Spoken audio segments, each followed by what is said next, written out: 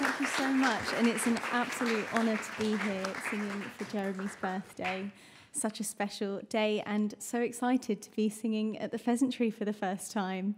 So I'm going to start off with a little bit of Cole Porter, and this is Always True to You in My Fashion.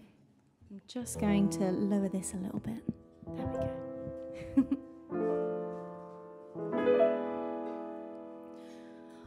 Why can't you behave? Why can't you behave? How in hell can you be jealous when you know, baby, I'm your slave? I'm just mad for you, and I'll always be. But naturally, when a custom-tailored vet asks me out for something wet, when the vet begins to pet, I cry hooray. But I'm always true to you, darling, in my fashion. Yes, I'm always true to you, darling, in my way. I enjoy a tender pass by the boss of Boston, Mass, though his pass is middle class and not back bay.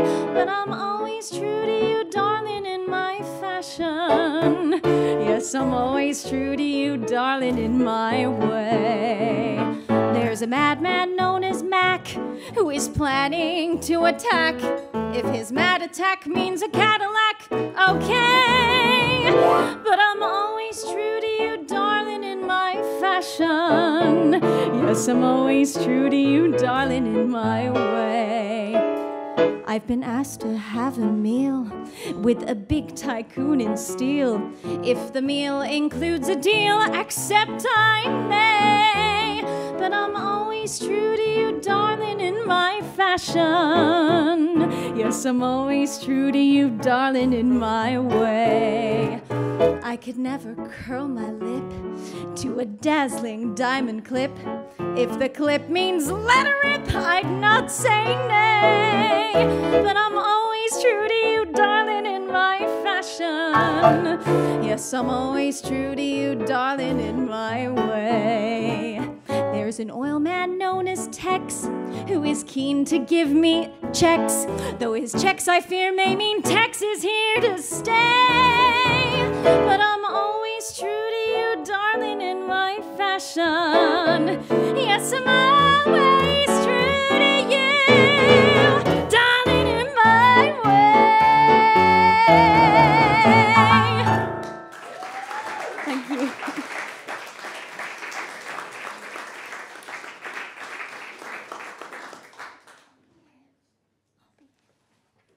So this next one, changing the tone a little bit, all of these songs were picked by the lovely Jeremy himself, and I'm really excited to be singing this song. It's I'll Be Here from Ordinary Days.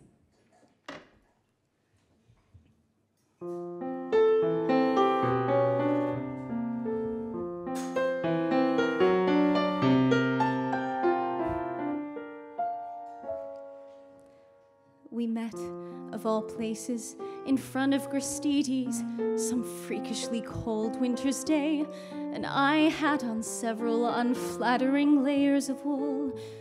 He slipped on the ice with his grocery bags full, so I rescued some Fruit Loops he'd dropped by the curb, and he made some remark that my smile was superb. I thought that was sweet, and he started to go when he said, "Hey, what you doing tomorrow? Because I'll be here at the corner of Bleecker and Mercer tomorrow at 7. If you want to meet up, I'll be waiting right here. And in case there are two fellas waiting for you, my name's John." He waved, and then he was gone.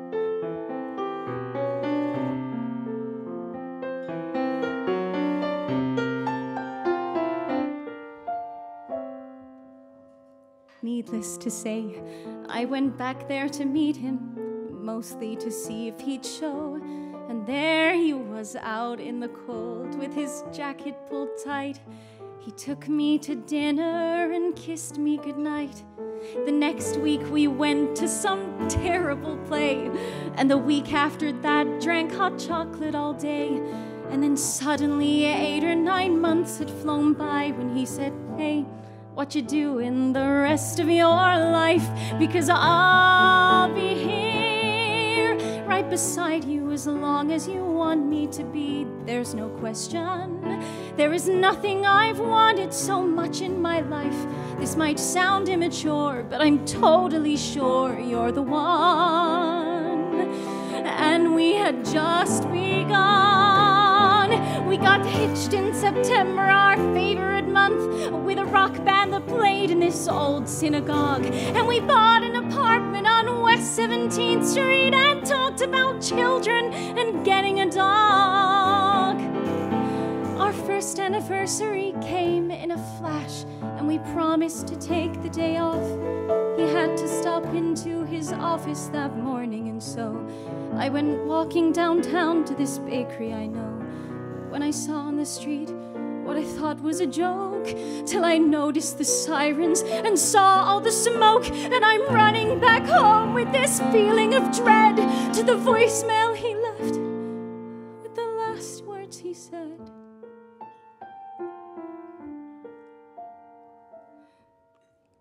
"I'm sorry, I don't mean to ruin your evening by bringing up all of this stuff. You're probably wondering why I even called you tonight.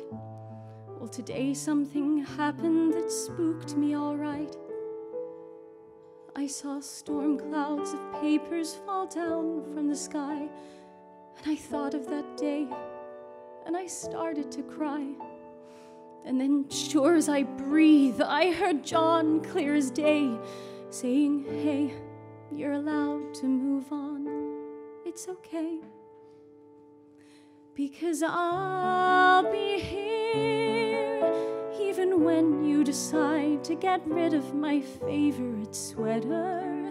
If you want to go out on my birthday this year, instead of staying at home, watching all of life's moments pass by, you don't have to cry, because I'll be here when you start going back to the places we went to together, when you take off my ring and you let yourself smile, when you meet someone handsome and patient and true, and he says that he wants to be married to you.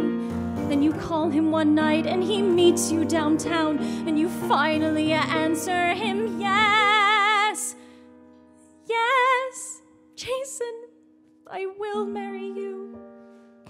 I will give you my heart.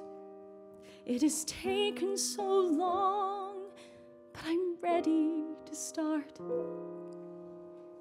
Right now, John's whispering, congrats, in my ear, 'cause I finally let myself tell you that I will be here.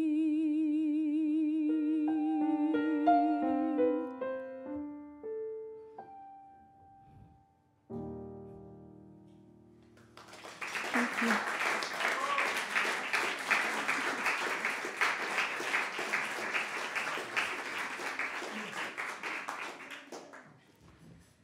Okay, so I'm going to change it up again.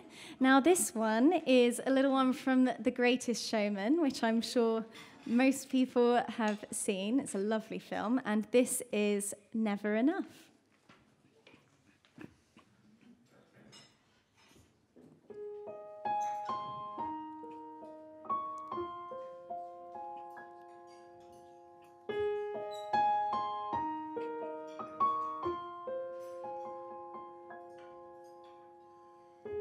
I'm trying to hold my breath,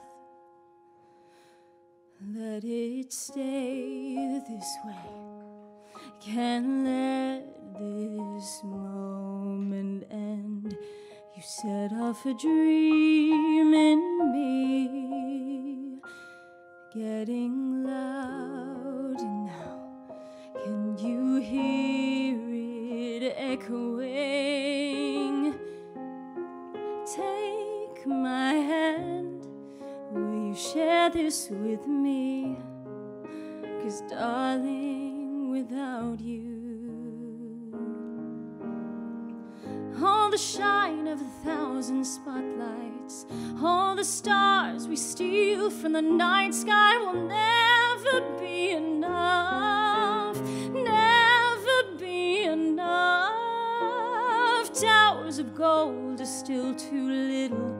These hands could hold the world, but it'll never be enough, never be enough.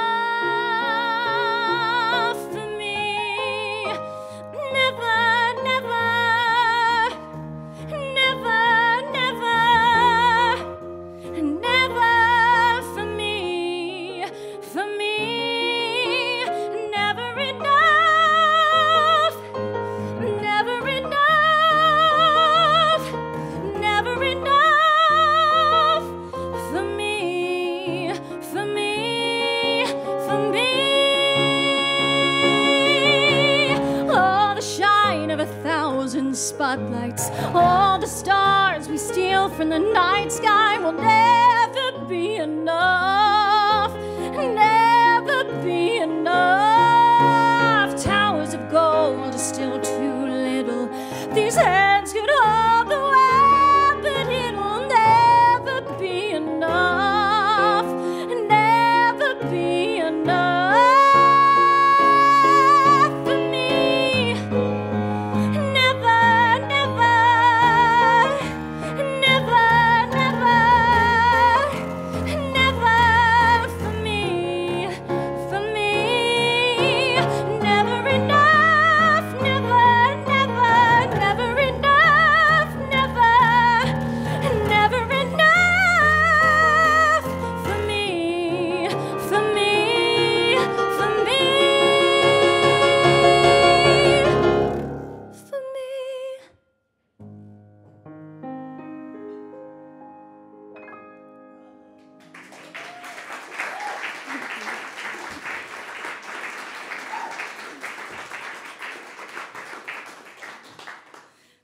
Okay, and I'm just going to leave you with one more of Jeremy's favourites and also one of my favourites.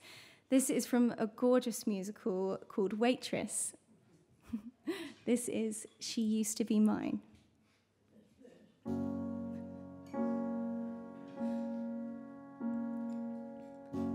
It's not simple to say that most days I don't recognize me in these shoes and this apron. This place and its patrons have taken more than I gave them. It's not easy to know I'm not anything like I used to be, although it's true I was never attention's sweet center. I still remember that girl. She's imperfect, but she tries. She is good, but she lies. She is hard on herself. She is broken, but won't ask for help. She is messy, but she's kind. She is lonely most of the time. She is all of this mixed up and baked in a beautiful pie. She is gone, but she used to be mine. And it's not what I asked for. Sometimes life just slips in through a back door and carves out a person who makes you believe it's all true. And now I got you, and you're not what I asked for. If I'm honest, I know I would give it all back for a chance to start over and rewrite an ending or two for the girl that I knew who was reckless just enough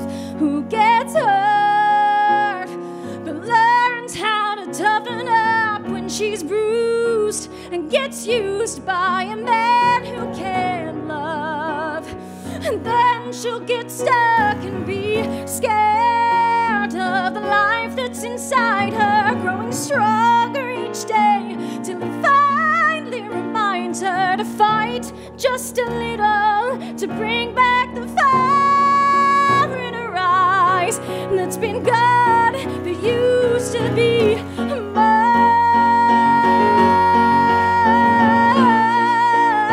mine, used to be mine.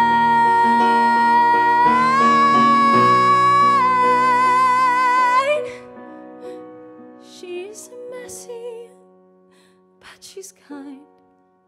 She is lonely most of the time. She is all of this mixed up and baked in a beautiful pie. She's gone, but she used to be mine.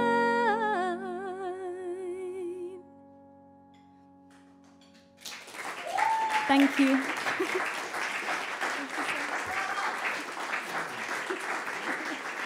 Thank you so much.